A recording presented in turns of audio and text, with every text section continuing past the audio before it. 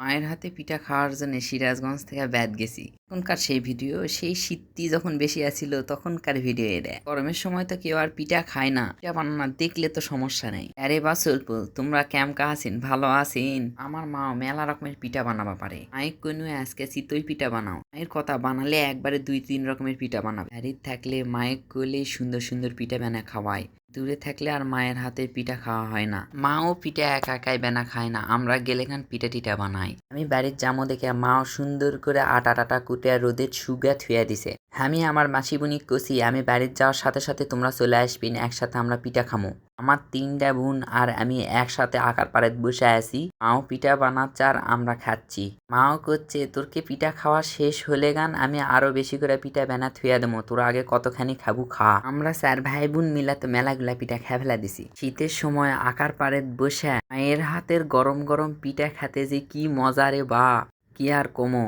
আমাকের দিকে দুধ ভালো করে জাল দিয়া লিয়া ইনকারা চিতই পিঠা দুধের মধ্যে ছেড়া দেয়। ফোলা ফোলা চিতই পিঠা গুলা দুধের মধ্যে পরে আরো ব্যাং ফোলা হয়ে যায়। সকালবেলা উঠে যখন এলা পিঠা খাবিন মন তো একদম ভরে যাবে রে বা। শহরের লোকজন এলা চিতই পিঠা কয়, এই মাটির সরাতেই পিঠা ভাজা হয় দেখে আমাকে ওইদিকে এলা সরা পিঠা কয়।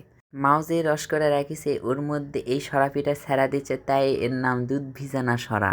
মাও আবার করছে যা তোর বর্মাক ডাক দেয়া লিয়াই, তোর বর্মাক দিয়া কুশলি পিঠাগুলা বানালে।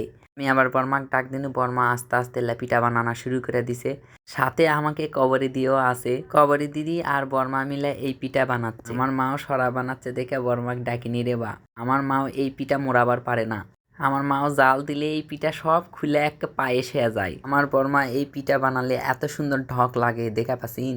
সে ফর্মা দিয়েও ইনকা পিঠা বানাবা পারবে না, আমার বর্মা জিঙ্কা করে বানায়। ময়দার প্যাটের মধ্যে যেগুলা লোক দিয়ে ঠেসা ঢুকা দিচ্ছে, আমাকে এদিকে এগুলা পুর কয়। মাও আগে নারকেল আর দুধ জাল দিয়ে ইনকা করে বানাত হচ্ছে। গরম দুধের মধ্যে খেজুরের গুড় জাল দিয়ে লিয়ে কাঁচা পিঠাগুলা ধাক্কা ধাক্কি করে ফেলা দিলেই পাকা পিঠা হয়ে যাবে। আমি আবার এটি আনা ওস্তাদি করেছিল। মাও কলো গুড় পরে দিস, আমি করছি না আগেই দেও, কিচ্ছু হবে না। আমার পোদ্দারির জন্য মায়ের পিঠা আনা নষ্ট হচ্ছে। আগের পিঠা মাও মায়ের মতো করে বানাছে, এই জন্য হেভি সুন্দর হয়েছে। এই পিঠার মধ্যে আমি আনা নাক গলাছি আর দুধ টুধ কাটা ছানা হয়ে গেছে।